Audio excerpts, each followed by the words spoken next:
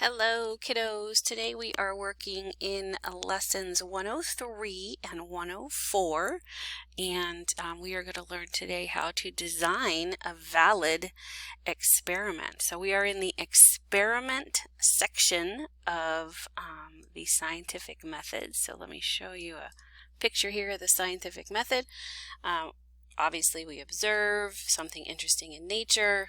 We wonder or ask a question about that observation, do a little research, construct a hypothesis, which is just an answer to that question, right? So maybe, oh, look at that, the sky is blue. And then you say to yourself, gee, I wonder why the sky is blue. Do a little research as to, maybe what the atmosphere is made of, how sunlight passes through the atmosphere, and then you can construct a hypothesis, which is just an answer to the question. This question was, why is the sky blue? The answer, well, the sky is blue because, and then you can construct your hypothesis from there. Make sure your hypothesis can be tested. Run your experiment, design your experiment, run your experiment, analyze your data, and draw conclusions. If your data supported your hypothesis, you can report your results. If your data didn't support your hypothesis, you got to go back to the drawing board, back to revising your hypothesis and then testing that new hypothesis. So let's talk about how to design this part right here, the green parts, doing an experiment. So what do you need to design a valid experiment? You have to have variables, right? Variables are those factors that are unknown or those factors that are changed. There are two types of variables that we're going to talk about here. We've got independent variables. Those are the factors, the one factor that a scientist deliberately manipulates. It's independent. I like to say that the I in independent stands for me. I'm the one changing that particular factor. The dependent variables are variables that depend on the independent variable. So whatever I change, right, the dependent variable will change because I changed the independent variable. The dependent variable depends on the manipulated variable or the independent variable. And in our growing plants experiment, the independent variable, that's the one that we decide on, right? We decided in our growing plants experiment that this pot was only going to get, no water every day. This pot was going to get 50 milliliters of water every day, and this pot over here was going to get 100 milliliters of water. So we decided on those numbers independently of anything else. We changed those numbers on purpose. Okay. The dependent variable is how tall the plant grew. Okay, so at 0 milliliters, the plant didn't grow at all. At 50 milliliters, the height of the plant was about 50.2 centimeters. At 100 milliliters, the height of the plant was 54.4 centimeters. So the height of the plant depended on the amount of water the plant got every day. So height was the dependent variable. You could also say mass was a dependent variable. The mass of the plant, 0, 5.0 grams, 5.1 grams, the mass of the plant depended on how much water it got every day. Control group is also an important part of designing a valid experiment. The control group is a group that a scientist can compare to another group that is identical except for one property or factor. It's kind of like the group that you know what's going to happen. I kind of know that if I pour water in a plant, it's probably going to grow, right? What this experiment lacked in this gizmo is a control group. We were manipulating 3 different pots without a control group.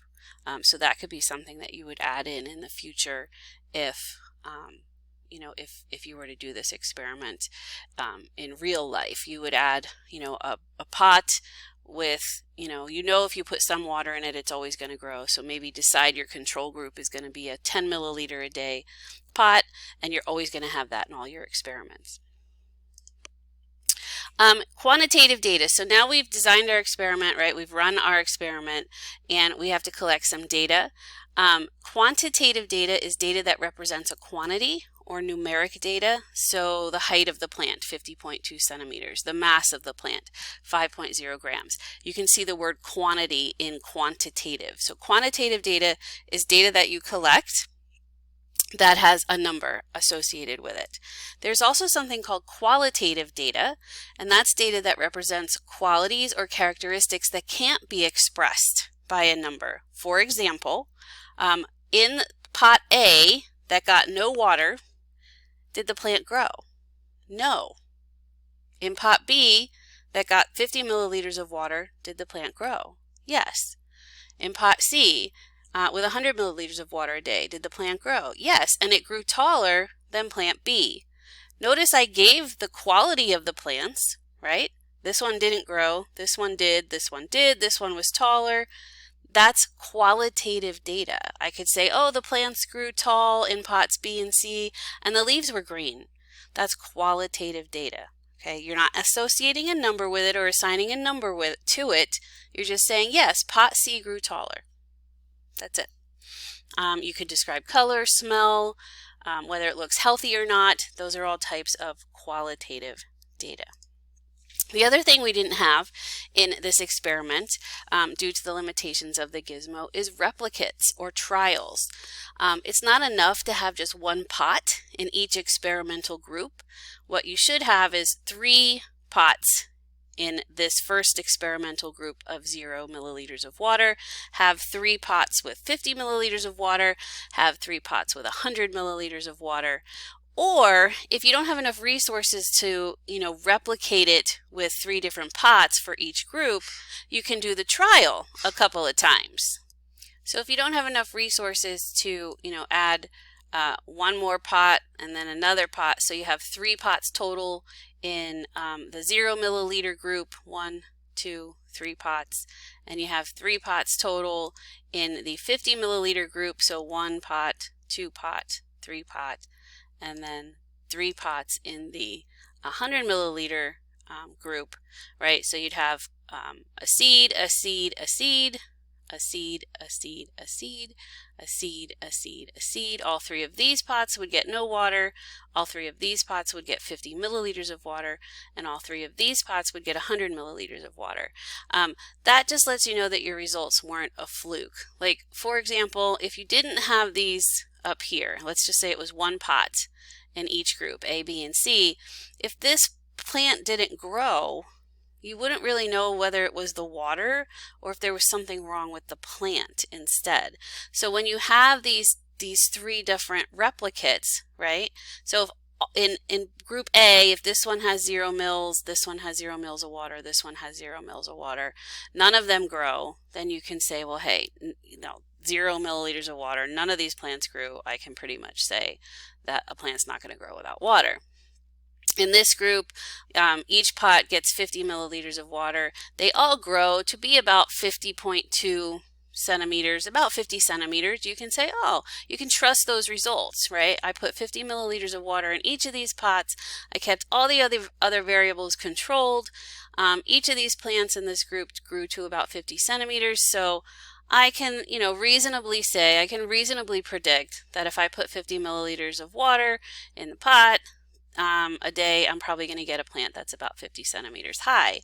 And then over here, you put 100 mils in each of these, and maybe these 2 grow to be about 54 centimeters, but this one doesn't grow, right? Well, then you can say, well, these 2, I got the results I expected out of these 2, but this one didn't grow. So it probably wasn't the water. There might have just been something wrong with the soil or the seed itself, right? So you have to have replicates or trials. You have to run the experiment at least 3 times to be able to trust your results so that you know your results weren't just a fluke.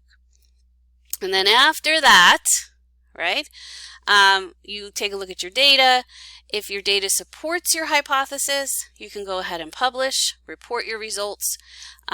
If your data does not support your hypothesis, then you have to go back to the drawing board, right? If it doesn't support, then you got to go back to the drawing board, revise your hypothesis, design a new experiment, and test that experiment.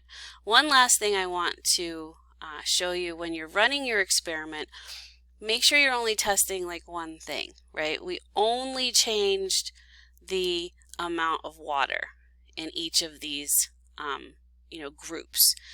Don't change the amount of light and the amount of water. So if this group gets 2 light bulbs on, then this group has to have 2 light bulbs on, and this group has to have 2 light bulbs on. All the soil has to be the same. The pot should be the same. The water should come from the same source. I know we're changing the amount of water, but you also don't want to use water from a different source. So you want to control as many of those other variables as you can so that you're only testing, in this case, the amount of water.